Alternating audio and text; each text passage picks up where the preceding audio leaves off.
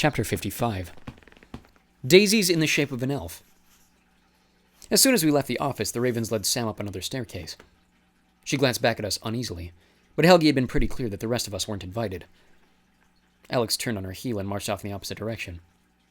"Hey," I called. "Where—" She looked back, her eyes so angry I couldn't finish my question. "Later, Magnus," she said.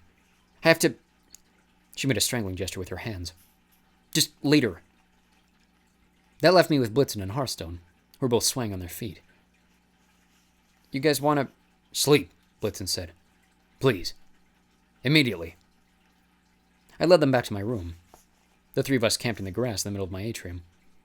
It reminded me of the old days, sleeping in the public garden, but I'm not going to tell you I was nostalgic for being homeless.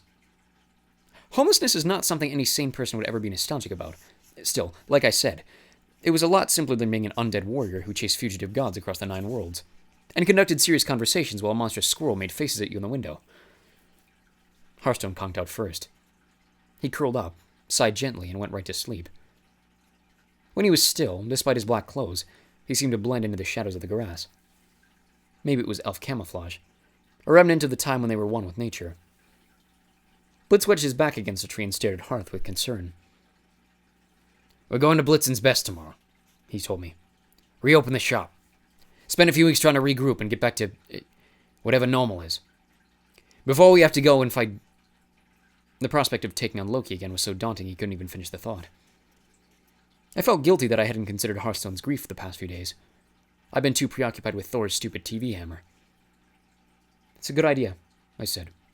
Alfheim was rough for him. Blitz clasped his hands near where the Skofning's sword had pierced him. "Yeah. I'm worried about Haas' unfinished business there."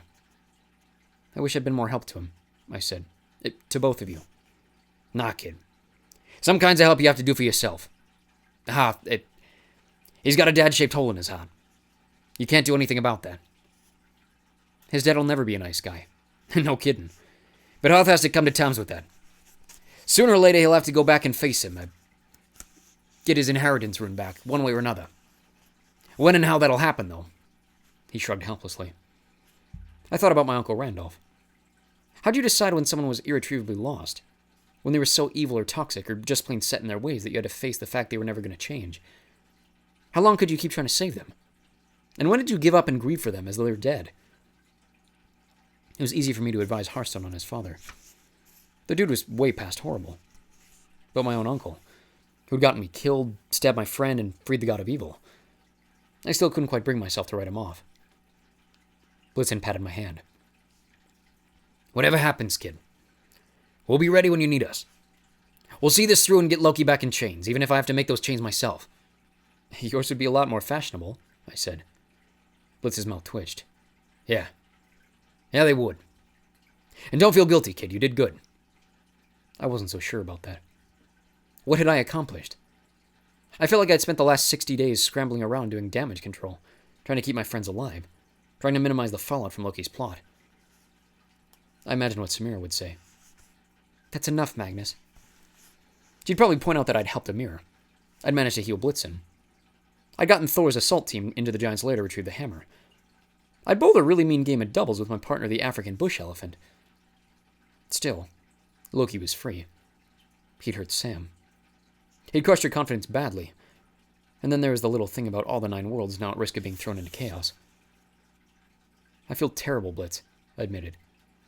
"The more I train, the more powers I learn. It just seems like the problems get 10 times bigger than what I can handle. Is that ever going to stop?" Blitz didn't answer. His chin rested on his chest. He was quietly snoring. I put a blanket over him. I sat for a long time watching the stars through the tree branches and thinking about holes in people's hearts. I wondered what Loki was doing right now. If I were him, I'd be planning the most massive revenge spree the 9 worlds had ever seen. Maybe that's why Vidar, the god of vengeance, had seemed so gentle and quiet. He knew it didn't take much to start a chain reaction of violence and death. One insult, one theft, one severed chain. Thrym and Thringa had nursed a grudge for generations. They'd been used to Loki not just once, but twice. Now they were dead. I don't remember falling asleep. When I woke the next morning, Blitz and Hearth were gone. A bed of daisies bloomed where Hearthstone had slept. Maybe it was his way of saying goodbye. thank you, see you soon. I still felt depressed. I showered and got dressed. Just brushing my teeth felt ridiculously normal after the last few days. I was about to head to breakfast when I noticed a note slipped under my door, in Samira's elegant cursive. Some ideas. Thinking cup? I'll be there all morning. I stepped into the hallway. I liked the idea of getting out of Valhalla for a little while. I wanted to talk to Sam. I wanted good mortal coffee. I wanted to sit in the sunshine and eat a poppy seed muffin and pretend that I wasn't in Anheria with a fugitive gone to catch. Then I looked across the hall. First, I needed to do one more difficult and dangerous thing. I needed to check on Alex Fierro. Alex opened the door and greeted me with a cheerful, "Get lost." Wet clay speckled Alex's face and hands. I glanced inside and saw the project sitting on the potter's wheel. Dude. I stepped inside. For some reason, Alex let me. All the shattered pottery had been cleaned up. The racks were filled with new pots and cups, just drying and still unglazed. On the wheel stood a huge vase, about 3 feet tall, shaped like a trophy. I grinned. For Sif? Alex shrugged. Yeah. If it turns out okay. Is this gift, ironic or serious? You're gonna make me choose? I don't know, it just felt right to do. At first I hated her. She reminded me of my stepmother, all fussy and uptight. But maybe I should cut her some slack. Over on the bed lay the golden white wedding dress, still spattered with blood, the hem caked in dust and spotted with acid stains. Nevertheless, Alex had smoothed it out very carefully, like it was something worth keeping. Magnus? You had some reason to stop by? Yeah. I found it hard to concentrate. I stared at the rows of pots, all perfectly shaped.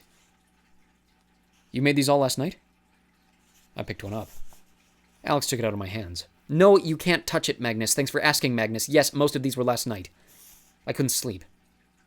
The pottery, it makes me feel better. No, you're about to say why you came over and then quickly get out of my hair? I'm going to meet Sam in Boston. I thought that I'd want to come with? No, thanks. When Sam's ready to talk, she knows where to find me. Alex marched back to the wheel, picked up a scraper, and started smoothing the sides of the trophy cup. You're angry with her. Alex kept scraping. That's a pretty impressive vase, I offered. I don't know how you can shape something that large without it falling apart. I tried to use a wheel in, 5th grade art class. Best I could manage was an off-center lump. Self-portrait, then. Ha ha. Just saying, I wish I could do something this cool. No immediate reply. Maybe because I hadn't left much room for a witty insult. Finally, Alex glanced up warily. You heal people, Magnus. Your dad is actually a helpful god. You've got this whole sunshiny, warm, friendly thing going on. That's not enough cool stuff for you? I've never been called sunshiny before. Oh, please. You pretend like you're all tough and sarcastic or whatever, but you're a big softy. And to answer your question, yes, I'm mad at Sam. Unless she changes her attitude, I'm not sure I can teach her. To resist Loki. Alex picked up a lump of clay and squeezed it. The secret is you have to be comfortable changing.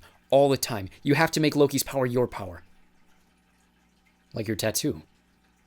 Alex shrugged. Clay can be shaped and reshaped over and over, but if it gets too dry, if it sets, then there's only so much you can do with it. When it gets to that point, you better be sure it's in the shape you want it to have forever. You're saying Sam can't change? I don't know if she can, or even if she wants to. But I do know this. If she won't let me teach her how to resist Loki, if she won't at least try, then the next time we face him, we're all dead. I took a shaky breath. Okay, good pep talk. I guess I'll see you at dinner tonight. When I got to the door, Alex said, How'd you know? I turned. Know what? When you walked in, you said, dude. How'd you know I was male? I thought about it. At first I wondered if it had just been a throwaway comment. A non-gender specific dude. The more I considered it, though, the more I realized I'd genuinely picked up on the fact that Alex was male. Or rather, Alex had been male. Now, after we'd been talking for a few minutes, she definitely seemed like a she, but how I'd sensed that I had no idea. Just my perceptive nature, I guess. Alex snorted. Right. But you're a girl now. She hesitated. Yeah. Interesting. You can leave now. Will you make me a trophy for my perceptiveness? She picked up a pottery shard and threw it at me. I closed the door just as it shattered on the inside.